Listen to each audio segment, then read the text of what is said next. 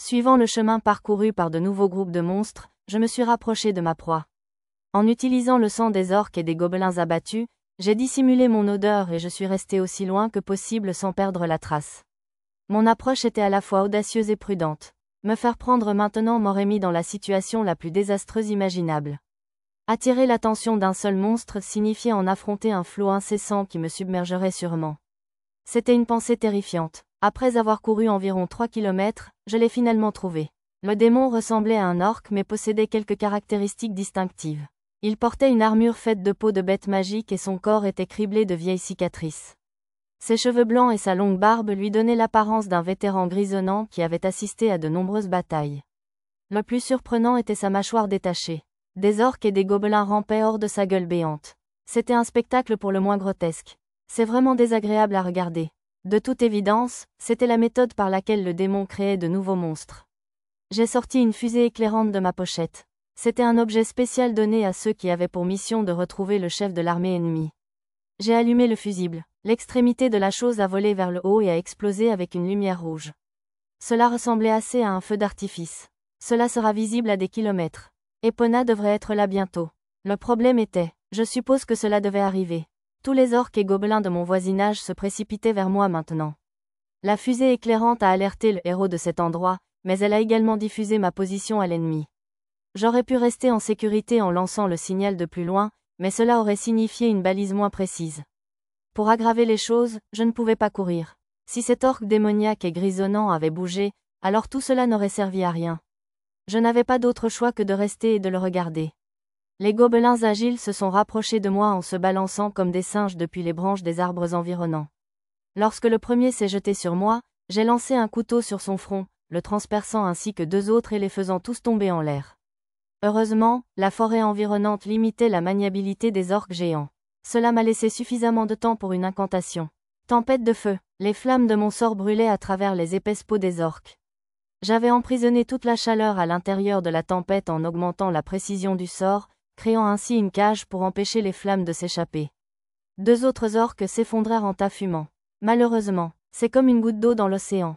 Il y avait encore des centaines de monstres. En tuer quelques-uns à la fois ne servirait à rien. Fermant les yeux, j'ai récupéré une grenade flash et je l'ai lancée à mes pieds. Le monde était baigné de blanc. J'ai profité de ce moment pour courir et me cacher. Tandis que les orques et les gobelins essayaient de me rechercher, ils ne semblaient pas très doués pour détecter les adversaires cachés. Très bien, je vais me cacher ici jusqu'à l'arrivée du grand héros. Je me déplaçais d'un endroit obscur à l'autre, gardant tout le temps un œil sur le démon. Ma découverte semblait improbable. Quelque chose était cependant étrange. Le démon semblait intelligent. Il aurait dû comprendre que ma fusée avait été un signal pour le héros. Curieusement, cela ne semblait pas s'en soucier.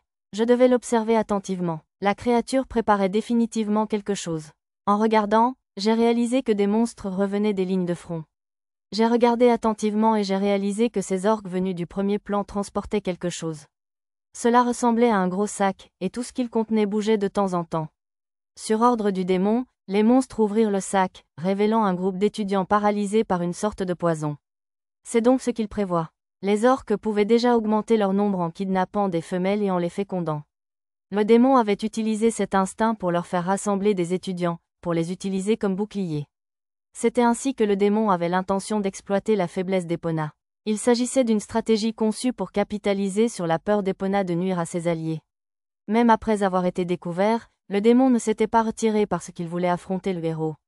C'est mauvais. Puis-je sauver les étudiants avant qu'Epona n'arrive ? S'il y avait 1 ou 2 étudiants, j'y arriverais. Mais 23 d'entre eux, c'était impossible. Tuer les orques entourant les otages était assez simple, mais je ne pouvais pas attraper plus de 20 personnes et les exécuter. Une explosion soudaine a attiré mon attention. Je t'ai enfin trouvé, mon ennemi. Je vais te tuer et remplir mon devoir. Je deviendrai un véritable héros.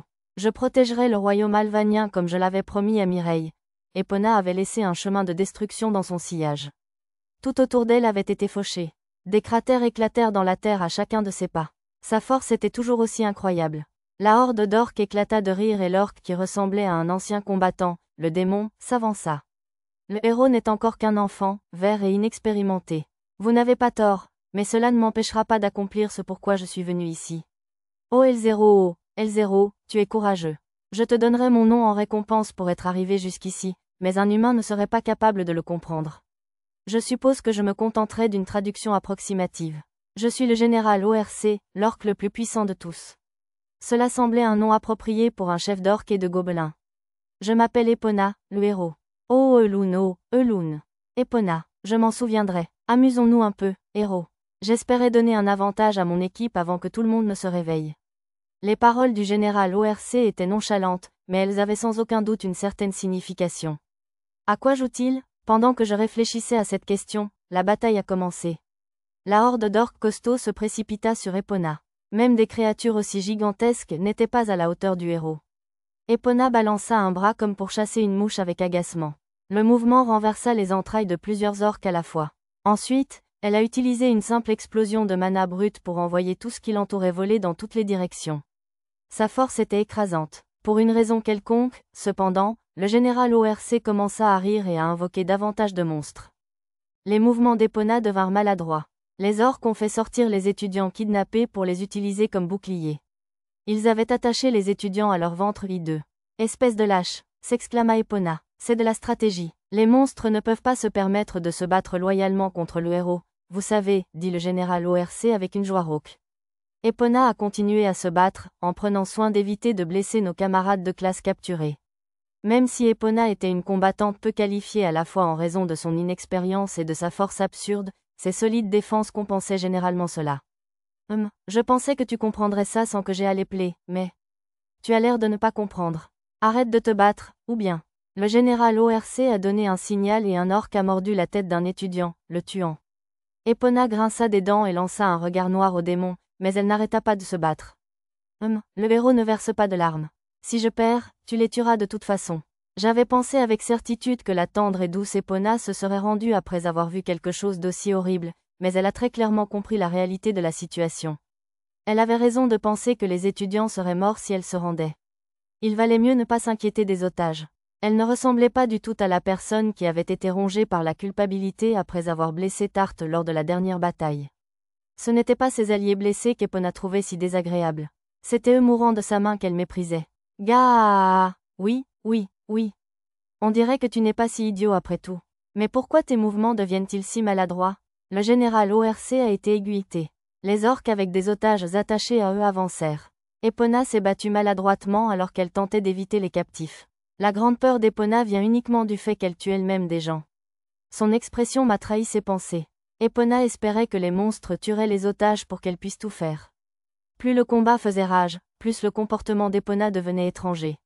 Chaque pas était moins gracieux que le précédent. Ses yeux brillaient et un sourire narquois se dessinait sur son visage. Je pouvais voir son mana augmenter et ses muscles étaient bombés. Elle est ivre de sang et de combat. Vous êtes EL2 saut, EL2. EL3 générant, EL3. Epona balança son poing aussi fort qu'elle le pouvait, transperçant à la fois un orque et un otage. EL4 no, EL4. Je l'ai encore fait. Après le cri d'Epona, les orques se précipitèrent vers elle, poussant effrontément les otages vers l'avant. Instinctivement, elle a contre-attaqué, tuant d'autres étudiants. Le visage d'Epona pâlit et elle commença à trembler. Elle a une certaine habileté qui lui fait perdre la raison lorsqu'elle se bat, et le choc de tuer des gens l'en fait sortir. Epona a vomi avant de s'effondrer au sol. Il était clair qu'elle ne pouvait pas continuer à se battre. Je ne peux pas simplement m'asseoir et regarder, ai-je dit. Sauver les otages tout seul aurait été impossible. Cependant, la présence d'Epona a rendu cela possible. Je ne me contentais pas de regarder sans rien faire. J'avais travaillé sur un plan et j'attendais le meilleur moment pour intervenir et sauver les captifs. Le moment était venu pour moi de rejoindre Epona. J'avais déjà rompu ma promesse une fois et je n'étais pas prêt de recommencer. Après tout, je devais quand même m'excuser auprès d'elle.